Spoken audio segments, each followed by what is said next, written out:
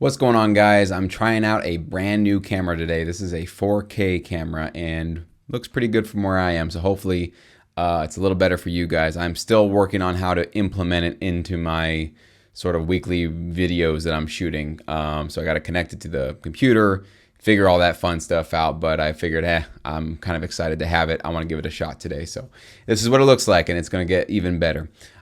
So I got a great email from one of my subscribers who was asking about, he's in a band and he wants to know what's the real deal with a band getting involved in the TV film licensing business. A lot of the videos and instructions that I put forward are primarily geared towards independent single producers like myself. If you just have a home studio or even a laptop with music production software, you're a one-man band. You don't have to collaborate with 3 other guys and figure out what kind of a track are we going to produce and what's going to happen here. You're just making all of your sort of executive decisions by yourself. But many of you, maybe you have a band. Maybe you got 2, 3, 4 other guys or girls with you, and you guys all share creative input. You guys are creating music together, and you've stumbled across this industry and you want to know, hey, maybe we could do this. Maybe this could be something we could pursue and maybe make some income with. So I wrote down a few things that you guys should definitely consider. These are sort of must-haves. Like, you have to have these things in order to succeed. So it's not for all bands. I can tell you probably most bands this industry won't work out for quite a few reasons, and I'll get into those right now. But as long as you can meet these requirements that I'm about to lay out for you, you can do really well, even having 4 or 5 member bands. Like, when you have a lot of people, I know things get complicated. It's kind of a juggling act, like having 4 different girlfriends or 4 different wives or whatever like that. So it sometimes can get a little crazy, but it can absolutely be done. But it requires a few things. So let's get started. Number one, I would highly recommend that you be willing to create a catalog of music that is separate from the music that you're releasing to your fans and on your social media, okay?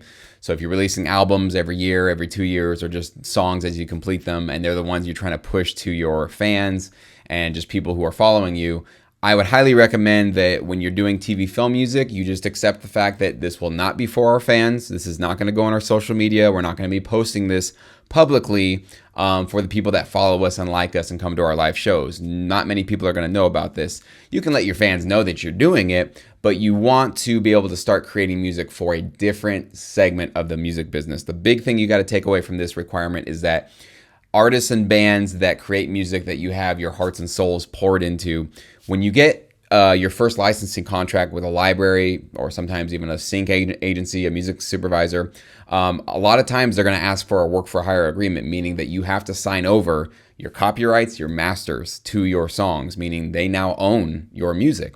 Now, you should be keeping 100% of your writer share, and sometimes you can also get a piece of the publishing, the sync fees that can get associated with placements, etc. But for them to be able to streamline their licensing business, they have to be able to provide ownership through their publishing company of all the tracks that they're representing. Now, if you're a band, that might freak you out, going like, wait a minute, this is our music and we want to sell it and we want to control it and we want to be able to dictate where this music ends up, and we don't like that maybe one of our tracks will be used in a place that we don't approve of.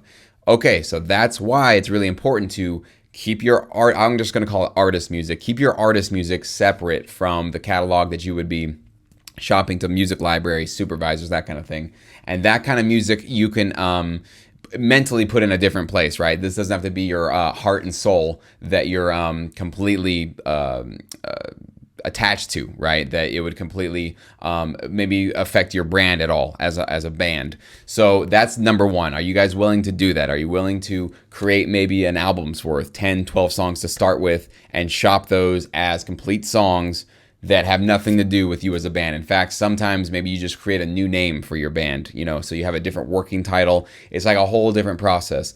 It might seem weird to do that, but I honestly think many bands would improve their artist music by doing that, because and I'll get into that in a second, but you're going to be practicing and trying new things out with your music production that you've never done before as a band. So this little side project that you guys are maybe just seeing if it's going to work out will actually kind of bleed into making your music even stronger, and we'll talk about that. So first of all, I guess second of all, you need to be able to record your own tracks. So a lot of bands, they're paying hourly fees to go into some studio and record your drums, record everything. If you're paying money every time you go record a track, you're going to go broke.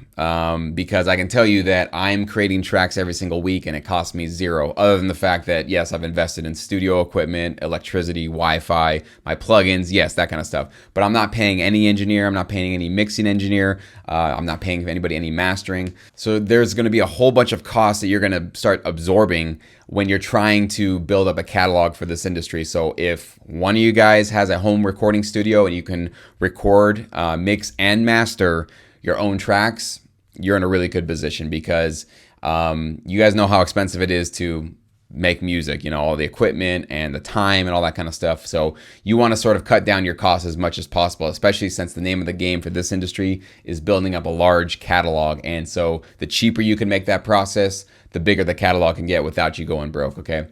Next up, signing over rights. We already talked about that. That is a big hang up though for a lot of artists. Even if it is a side catalog that you're willing to say, this is not our artist music, this is another music, this is other music. Your entire life, you might have been told by many people, never sign over your publishing, never sign over this, never sign over your rights. And I understand that, because it's a little bit freaky to get a contract that says, hey, we want to buy all your music from you and we're going to control it and own it and we get to distribute it forever and ever and ever. It seems like, you know, a definite final, oh my gosh, like that's a big commitment and I'm kind of giving you my music and now you own something that you didn't create, and it feels weird. I totally can sympathize and empathize with you if you felt that way your entire life. The reason why I can feel that way is because when I first got started in this business, that's exactly how I felt. I was with a band. We kind of got introduced into this world, and we as a band said, I don't like that. I don't like signing over our rights. I don't like handing off our sort of master rights or our publishing to another company. Even if they can put money in our pocket, we just didn't feel good about that. So you guys need to have a frank, honest discussion between yourselves. I will tell you that the reason why the industry is set up that way is just for convenience for libraries, supervisors, publishers, people who need to quickly get a track, put it in the hands of somebody who's putting together a TV show, a movie, or a commercial, and boom, out the window. Nobody wants to take time to go, okay, we got to go track this person down and that songwriter. Okay, this song had 3 different publishers and 5 different writers, so we got to get signatures from everybody. That takes so long, and people are lazy, even in this industry. So what makes it easier is that when you first get a contract with a library, they buy it all out. They either give you a consideration fee if you're exclusively licensing with them, or if it's non-exclusive, most times they won't. But they're basically doing a sort of transfer this over. We're going to control this. We get to have rights to essentially put this wherever we can get placements for you, and you will get your writer's share in your royalty statements down the road. Sometimes they'll also split sync fees that might come up front as well. But that's something you guys as a band, you need to talk about. You got to be honest about that. Is that going to be bothersome? Is there anybody in the band right now, before you even get started recording your first song, who's going to see a contract like that and go like, this sucks, no way? Take it from me. I've signed plenty of work for hire agreements, plenty of transferring my rights over. Some I don't, but I've signed so many where I do that, and I'm still making a full-time income doing that. So it's not a career killer, and it's not something that will completely sink you and somebody will be getting rich off of you. The sort of mindset you need to adopt now is the more you can empower other people in this business to go to bat for you and pitch your songs for you when you're sleeping, when you're not even around, the richer you're going to get, the more wealthy you're going to get, the more placements you're going to get, okay? You guys know that if you're working like an hourly job right now, maybe you love your job, and I'm not going to speak for all people, but most people who have an hourly wage, who don't have any sort of stake in the company, they don't own any stock, they don't have any ownership in the company, there's really no incentive for the company doing really well. Traditionally, they'll just do the bare minimum not to get fired. They'll do just enough to not, raise any ruckus and just keep their job. That's kind of just human being incentives 101, right? You give people a chunk of ownership in a company, they're going to go 1,000 extra miles for you. So when you enable somebody like a music library that's got great connections to take a little piece of the back end, or maybe even a bigger piece of the back end from you, their motivation to go shop your music, put it in front of people, put it on TV, try to get it placed as much as possible, goes up exponentially. So you have to maybe rewire the way you think about business, the music industry, in this side of the industry. And I'm just very thankful that it exists, because most of the rest of the music business seems so screwed up and just full of so many shysters and stuff. And so this side of the business seems much more upfront, to the point, and it's just about getting the work done and getting royalties and getting placements. So it's a great business. So don't take any of this as negative, please. Another thing. Do you guys work together and resolve your differences quickly? Sometimes bands have creative differences. I've been in many bands throughout my life, And I know how it's like when, you know, I was the drummer and, you know, the guitarist and I, we would, you know, butt heads on like, no, the chorus needs to go like this, or the thing needs to do this, whatever. Every band's going to have conflicts. You guys, I'm sure, have conflicts in your band. But are you willing and able to resolve those conflicts, creative conflicts, all conflicts, quickly and be professional about it? And everybody park their ego sometimes and go, you know what? This is about the song. This is about making the best song.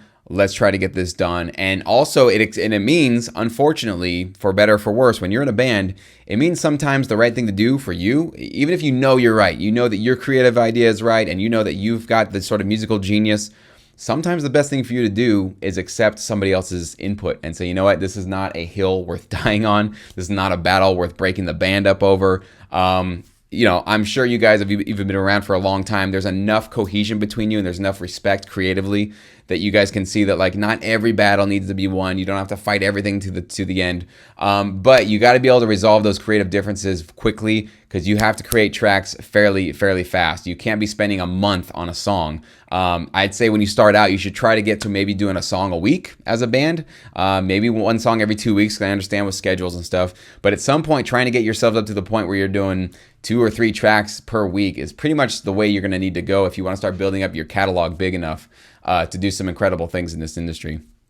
Another thing that I definitely would recommend is many bands, obviously, they kind of stick to one genre. So if you do a couple of different genres, you're already in a great place. But if you're a band that's like you're a purely just rock band or a blues rock band or whatever you are, you really need to try to get into 2 or 3 different genres. So if you're right now, let's say you're just a rock band, like a straight up, like a Foo Fighter style rock band, see if you can also get into some like Southern blues rock. That's huge for reality shows and commercials and that kind of thing. And then maybe also get into some, if you can get somebody who can program a little bit with some like, you know, dubstep stuff, EDM stuff, whatever you guys can put together. Maybe create some hybrid tracks that are like industrial with a little bit of electronic element to it.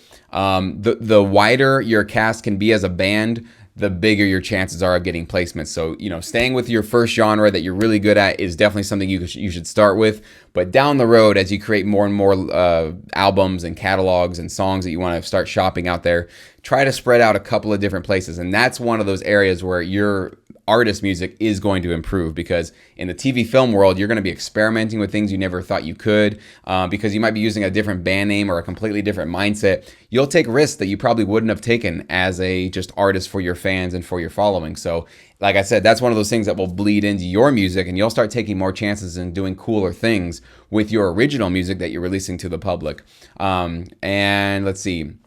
Lastly, this is a conversation you guys really need to have: splitting royalties. If there's 4 of you and everybody creates equally, you are splitting every royalty check down 4 ways: 25, 25, 25, 25. So right now I'm keeping 100% of my writer share, okay? So that's something you guys got to keep in mind. Some placements are in the thousands, and 25% of 1,000 or 25% of a couple thousand, it's not bad. It's not a bad little payday. But a lot of royalty checks are $10, $25, $50. They're not a lot, right? When you get a placement on TV, some are even less. Some are just like pennies. So you literally will be splitting pennies. So you guys realize that like having 4 people in the band, is everybody contributing equally? Is there one person that doesn't really contribute that much, but they do a little bit better with like live performances? Maybe you should work a different structure out where maybe you split your royalties 3 ways, and that person you guys pay to do the performance